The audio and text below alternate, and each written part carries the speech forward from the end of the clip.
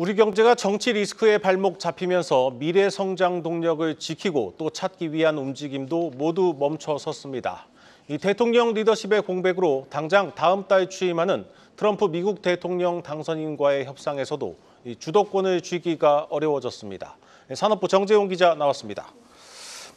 정 기자, 사실 우리 기업들한테도 지금이 상당히 중요한 시점인데 이를 뒷받침해줘야 하는 정부가 사실 마비 상태입니다.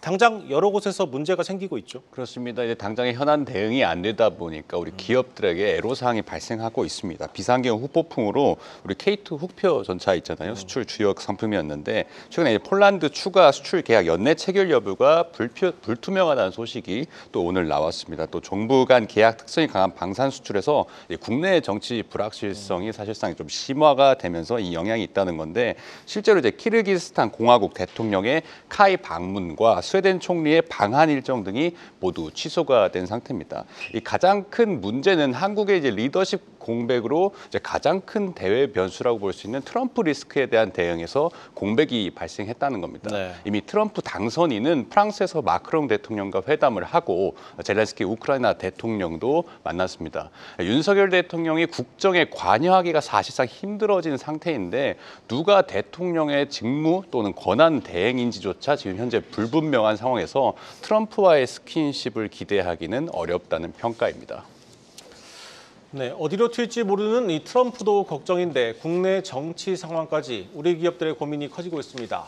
무엇보다 우리 기업들이 직면한 가장 현실적인 고민은 바로 환율입니다. 이 환율이 폭등하면서 당장 미국에 큰 돈을 투자하고 있는 기업들은 예상보다 더 큰 돈을 써야 합니다.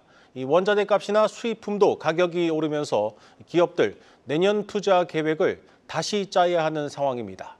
배창학 기자가 정리했습니다. 수출 산업의 호재였던 고환율이 악재가 되면서 기업들이 불똥을 튈까 노심초사하고 있습니다. 수출 산업은 단기적으로는 이 환율이 오르면 가격 경쟁력이 높아지면서 환차익에 따라 매출액과 영업이익이 늘어나지만 중장기적으로는 원자재값 상승뿐 아니라 글로벌 투자 비용 증가, 외화 부채에 따라 손실을 보게 됩니다.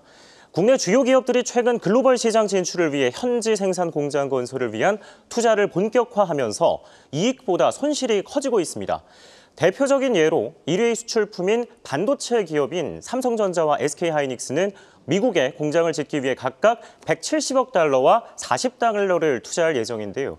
단순 계산 시 환율이 10원 오르면 각각 1,700억 원, 400억 원씩 더 내야 합니다. 배터리 3사 역시 미 현지 공장 설립으로 생긴 외화 부채가 상당해서 손해를 입을 수밖에 없습니다. 이어 원자재 수입 비용이 큰 산업을 살펴보겠습니다. 석유화학과 정유, 철강 등의 산업은 원유와 철광석 등 원재료를 달러로 사기 때문에 수익성 악화가 불가피합니다. 중국발 저가 물량 공세 등이 녹록치 않은 경영 환경 속 실적 부진으로 공장을 폐쇄하는 와중에 고환율이라는 또 다른 골칫거리가 생겼습니다. 고환율의 원가는 오르지만 반대로 경기 둔화의 판매가는 올리기 어려워지면서 산업계는 고사위기에 몰리며 초비상사태에 빠졌습니다. 네, 정 기자. 구체적으로 이제 우리 경제를 책임지고 있는 반도체가 가장 큰 걱정인데 당장 내년에는 이 반도체 업황 부진도 예고돼 있지 않습니까? 그렇습니다. 이제 사실 고대역폭 메모리, 그러니까 HBM 때문에 좀 가려져 있긴 한데 반도체 업황 부진은 현재 가시화되고 있습니다. 네. 지난달 이제 범용 D램과 낸드 플래시 가격이 각각 전달 대비 21% 그리고 29% 폭락했습니다. 또 삼성 파운드리의 점유율이 이번 3분기에 TSMC와의 격차가 오히려 더 벌어졌습니다. 그래서 한 자리 숫대를 기록을 했고요. 삼성전자와 SK하이닉스가 DDR5 이상에서 이제 고성능 메모리에서 이제 수요를 창출하겠다는 그런 전략을 좀 갖고 있는데 중국의 반도체 덤핑으로 인해서 범용 반도체 수요 낙폭이 이 고성능 제품에도 현재 좀 영향을 미치고 있습니다. 기업들이 가격이 떨어질 걸 우려해서 더 재고를 쌓아놓는 그런 상황들이 발생하고 있기 때문에 네. 그러니까 시장 상황만 놓고 보면 사실 지난 탄핵과도 많이 비교를 하잖아요.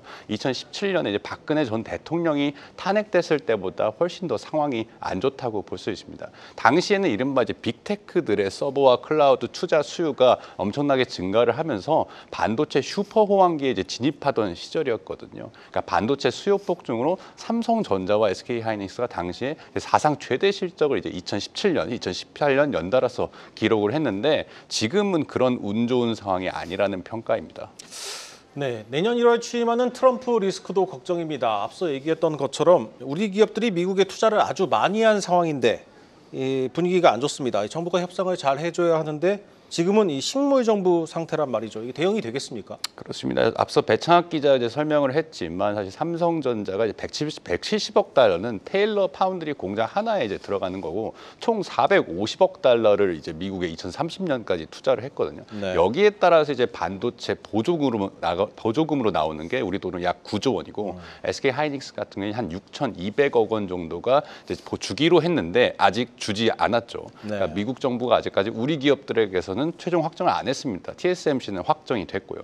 그러니까 이것이 이제 트럼프 취임 이후로 밀린다면 보조금이 바이든 행정부 때보다 오히려 더 삭감될 가능성이 높습니다. 네. 특히 삼성전자의 경우에서 말씀드린 대로 2030년까지 총 450억 달러를 우리 돈으로 65조 원 가량을 이제 투자한다고 약속한 보조금인데 만약 보조금이 축소가 되면 삼성전자 입장에서 투자를 좀 더 앞으로 하겠다는 거에서 줄일 수 있는 네. 그런 여지가 있지 않습니까? 또 무기한 유예된 현재 지금 삼성전자와 SK하이닉스의 중국 공장들에 대한 장비 반입 허가가 우리에게는 좀 무기한 허용돼 있거든요. 그러니까 이런 것들이 이제 앞으로 어떤 변수가 발생할지 모릅니다. 마찬가지로 이제 IRA법, 인플레이션 감축법에서도 또 전기차 보조금 폐지와 생산 보조금 축소 논의도 또 이제 미국에서 공장을 짓는 완성차와 배터리 기업들에 대한 대미 투자에도 불확실성이 좀 생긴 네. 겁니다. 오늘 나온 소식인데요. 이제 미국 블룸버그가 한국 배터리 기업들이 트럼프 2기 행정부의 정책을 우려해서 미국의 현지 공장 건설 일정을 조정하고 있다고 전하기도 했습니다. 우리 배터리 기업들이 보조금 혜택을 위해 현재 수조 원을 투자한 상태에서 정착이 뒷바뀌는 현실을 지금 겪고 있는 겁니다.